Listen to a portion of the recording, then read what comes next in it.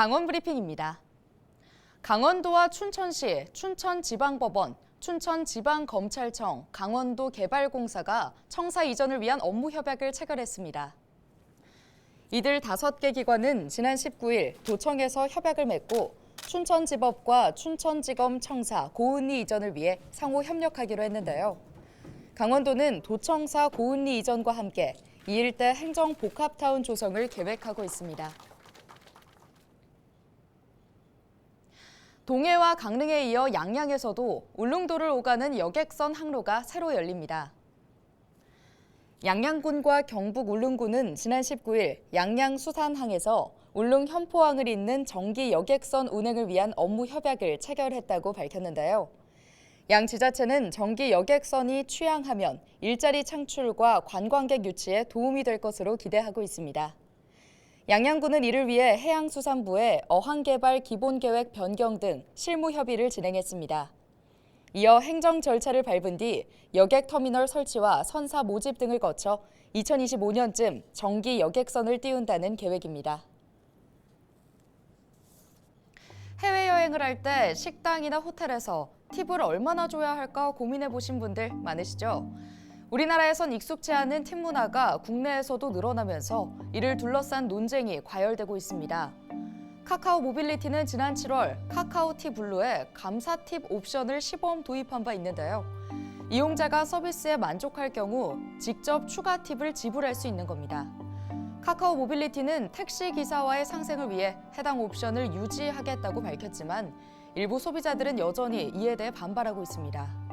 국내 한 베이커리에서는 팁을 지급할 수 있는 박스가 설치됐습니다. 이에 누리꾼들은 키오스크로 주문하는 나라에서 무슨 팁 박스냐, 차라리 기부 박스를 갖다 놔라는 불만을 표하기도 했는데요. 논란이 커지자 해당 음식점은 결국 팁 박스를 없앴습니다. 서비스 만족에 대한 자발적인 감사의 표시라는 긍정적인 관점도 있지만 일부 전문가들은 우리나라는 종업원들에게 최저임금이 지켜지고 있어서 미국과는 상황이 다르다. 외국 제도를 도입하는 게 꼭 적절하지만은 않다라는 의견을 제시했습니다. 팁 문화, 무엇이 정답일까요?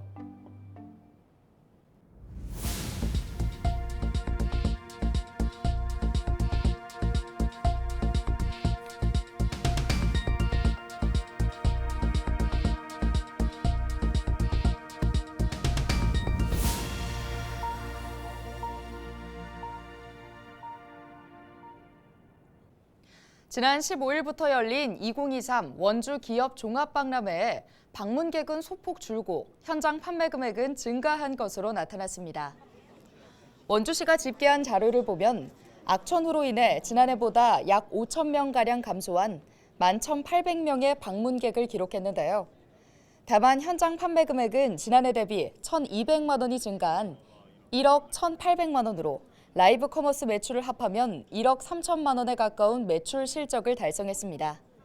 특히 해외 바이어와의 수출 상담을 통해 6개 기업이 현장에서 33억 원 규모의 계약 성과를 올리며 업무 협약을 체결하기도 했습니다.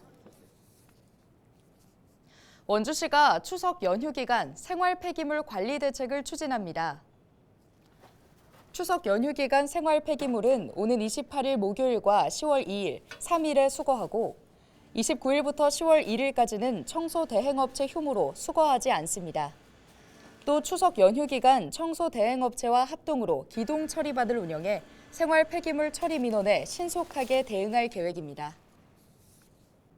삼척시가 내년 4월 30일까지 인플루엔자 무료 예방접종을 실시합니다.